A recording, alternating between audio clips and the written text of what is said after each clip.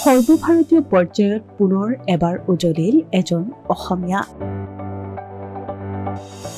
ডাক বিভাগত উজলি উঠিল অসমৰ বিষয়া। ডাক বিভাগত সৰ্বভাৰতীয় পৰ্যায়ত উজলি উঠিল হাজোৰ জিয়াউল হক।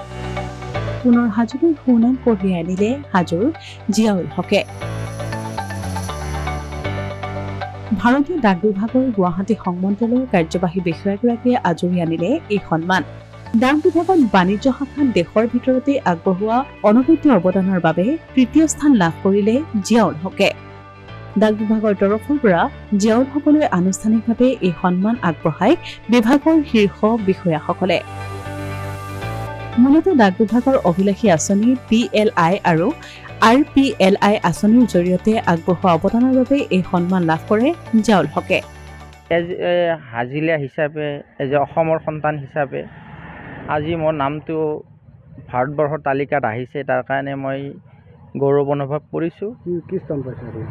মই 2024 আৰু 25 বৰ্ষত এই PLI আৰু RPLI ডাক জীৱন বীমা আৰু গ্ৰাম্য ডাক জীৱন বীমা, যিটো আমাৰ গ্ৰামীণ ডাক জীৱন বীমাত মই 2024-25 বৰ্ষত মই সমগ্ৰ ভাৰতবৰ্ষৰ ভিতৰত তৃতীয় স্থান অধিকাৰ কৰিবলৈ সক্ষম হৈছোঁ মই। গতিকে এই ক্ষেত্ৰত মই জনসাধাৰণক এটা আহ্বান জনাম যে প্ৰত্যেকজন জনসাধাৰণেই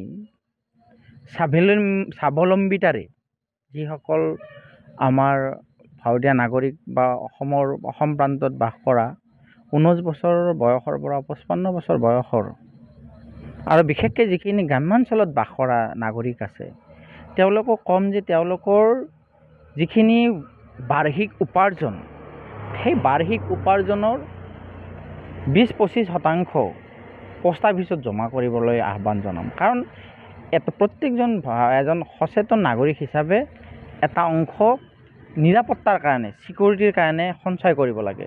সেই সঞ্চয়টো আপোনালোকে ক'ত কৰিব? এটা প্ৰতিষ্ঠিত প্ৰতিষ্ঠানত হ'ব লাগে। প্ৰতিষ্ঠিত প্ৰতিষ্ঠান বুলি ক'বলৈ হ'লে পোষ্ট অফিচটো হৈছে সকলোৰে গ্ৰহণযোগ্য, মনে প্ৰাণে ভাল পোৱা ভাৰত চৰকাৰৰ এটা অনুষ্ঠান।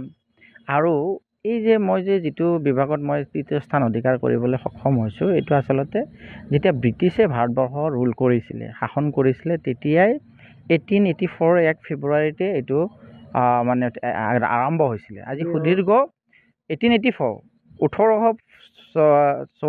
চনতেই আৰম্ভ হৈছিলে। আজি সুদীৰ্ঘ 143 বছৰত আমাক কোনো সন্দেহত চকুৰে চাব পৰা নাই আৰু কোনো আমাৰ লগত ফেৰ মাৰিব পৰা নাই এইটো ইঞ্চুৰেঞ্চত। জিয়াউল হকৰ এই কৃতিত্বত গৌৰৱান্বিত হাজোবাসী। অসমীয়া প্ৰতিদিন ডিজিটেল সংবাদ হাজো।